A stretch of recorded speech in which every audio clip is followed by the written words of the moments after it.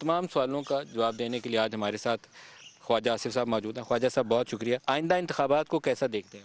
Polarisation ख़त्म होगी कि बढ़ेगी? क्योंकि नताइज जो है इस बढ़ेगी दफ़ा मुझे लगता बढ़ेगी है बढ़ेगी बढ़ेगी। बढ़ेगी बढ़ेगी, मैं आपसे इत्तेफाक करता हूँ, बढ़ेगी। ये अनफॉर्चुनेट है कि पोलराइजेशन जो है डिलिबरेटली बढ़ाई जा रही है। सियासतदानों को बावजूद अपने सियासी इख्तलाफात के जो किसी वक्त शदीद भी होते हैं, ये नहीं है कि हर वक्त वो माइल्ड हों, शदीद भी होते हैं, ये ज़रूर मद्देनज़र रखना चाहिए कि हम सोसाइटी को कहाँ ले जा रहे हैं, या जो वोटर है उसकी उसकी जो एक वो है ज़िंदगी जो है उसमें तलखी तो नहीं पैदा कर रहे, उसमें जो है एक दुश्मनी जो है, सियासी जो इख्तलाफात जो है दुश्मनी में तो नहीं तब्दील हो रहे।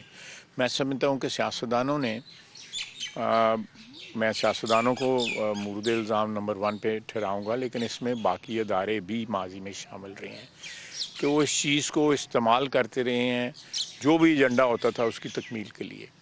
हमारे यहाँ पे इस वक्त मजहबी पोलराइजेशन भी है जो नहीं होती थी आज से 20-25 साल पहले, जो है सियासी पोलराइजेशन भी है, मुआशी पोलराइजेशन इसलिए है कि यहाँ पे जो मुख्तलिफ वो हैं लेवल्स हैं, हमारे माशी लेवल जो हैं हमारी ज़िंदगी के, वो पोलराइजेशन ही हो गई हुई है ना कि एक क्लास है वो करोड़ों अरबों रुपया अपनी शादियों पे ख़र्च कर रही है, एक क्लास है जो है वो भूखी सो रही है, या उनकी रीच से बिजली के बिल, सुई गैस के बिल, खाना पीना सब कुछ उनकी पहुंच से बाहर हो चुका हुआ है। ये भी एक पोलराइजेशन है। 13 और 18 में जो एक बड़ा आपका हरीफ था वो पाकिस्तान तहरीक इंसाफ थी।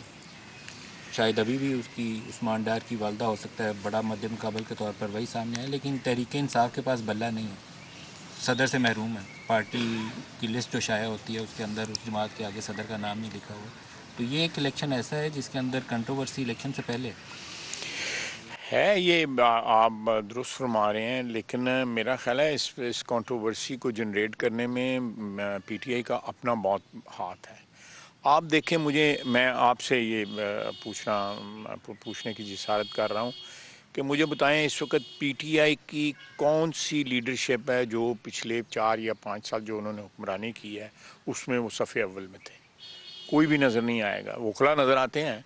जो आप फ्रंट डेस्क थे नेशनल असम्बली के, जिसके ऊपर पीटीआई की लीडरशिप बैठती थी, इंक्लूडिंग इमरान खान, जो है वो किधर हैं आजकल? चले इमरान खान तो जेल में है, वो तो नज़र आता है, लेकिन बाकी लीडरशिप किधर है? बाकी लीडरशिप जो है, चलें कुछ जो है वो टीवी पे आके को माफ़ी तलाफ़ी की बात कर गए हैं, वो 2-4-5 ही हैं, लेकिन उसके भी एक दर्जनों के हिसाब से एमएनएम भी थे, एमपीएस भी थे, they were very active on media, आपके पास भी आते थे, आपके साथ भी उनके कई दफ़ा जो है प्रोग्राम्स हुए हैं। मुझे वो जो खला है कि वो सारे के सारे जो है डिसअपीयर हो गए हैं इस चेंज के साथ। उसमें आप एक्यूज़ कर सकते हैं कि इस वजह से हुआ है, लेकिन मेजॉरिटी जो है they are just they been pushed behind, और लॉयर्स को उन्होंने आगे ले आए हैं, जिनका एक साल मसलन जो गौर साहब जो चेयरमैन इलेक्ट हुए थे, मैं उनको ज़्यादा नहीं जानता, लेकिन 1 साल पहले वो पीपल्स पार्टी के साथ थे। सर हमारे आप इंतखाबी हिस्ट्री अगर देखें तो हमारे बाज़ इदारों का जो रोल है उसके नतीजे में एक ज़माने में पीपल्स पार्टी 16 या 18 नशिस्तों पर रह गई थी 97 में, शायद 2002 में हम रह गए थे, आप 14-15 पे रह गए थे। तो उसके अंदर आप लोगों की खाली नाकामी नहीं थी, उस वक्त का जो ओवरऑल इस्टेब्लिशमेंट का स्ट्रक्चर था उसके लिए डिसीजन ये था कि आपको नहीं आना।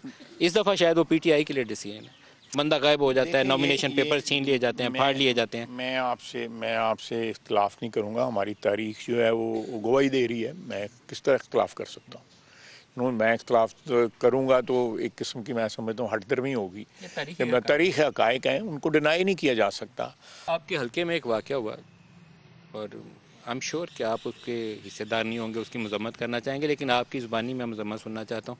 जो रिहाना इम्तियाज़ डार उनके साथ सलूक हुआ, उनके घर में रेड हुई, उसके ऊपर आपकी मजम्मत है या नहीं? देखिए मेरी मैं इसमें एक पिछले 2 रोज़ में मैंने जस्टिस सतर मनल्ला ने कोई रिमार्क्स दिए थे परसों अदालत में कि सियालकोट में वाक़या हुआ है, वो लेवल प्लेइंग फील्ड के लिए अच्छा नहीं है, इस तरह कोई रिमार्क्स थे उनके। मैं सुप्रीम कोर्ट के जज हैं, मैं उनका एहतराम करता हूँ। मैंने उनकी उस रिमार्क्स के जवाब में कहा है कि आप इंक्वायरी करवाएं।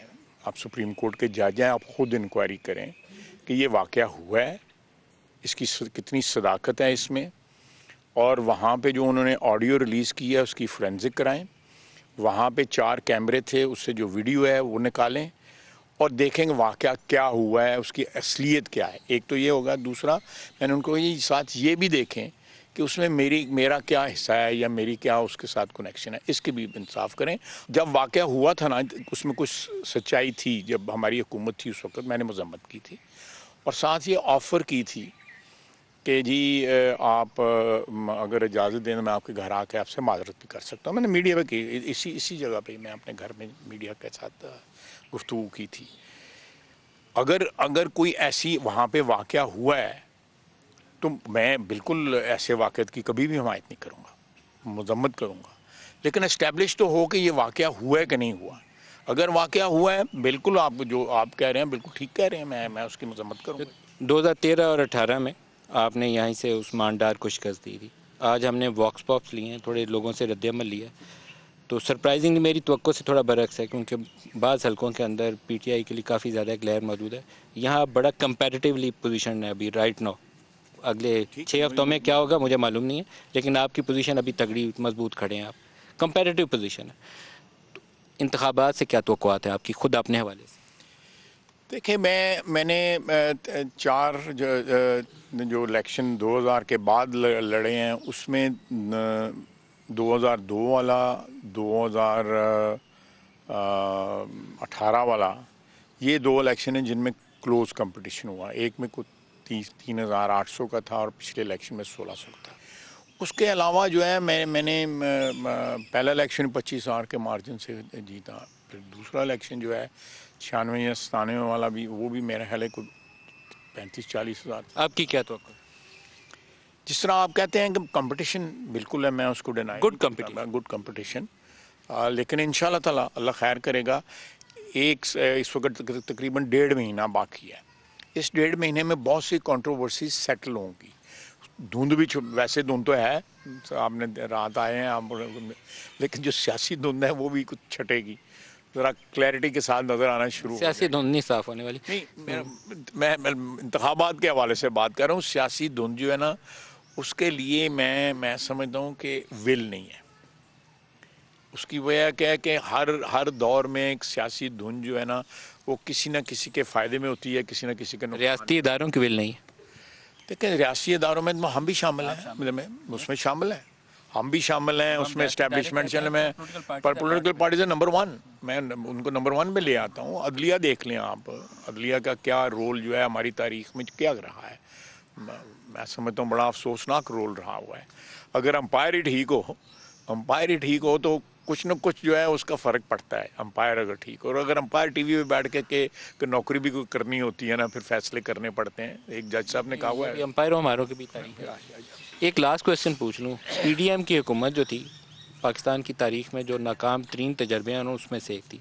9-10 पार्टियों का मलगूबा एक अच्छी हुकूमत नहीं दे सका, मुश्किल फ़ैसले लेते हुए अपने इत्तेहादियों को खुश करते हुए 16 माह गुजरे।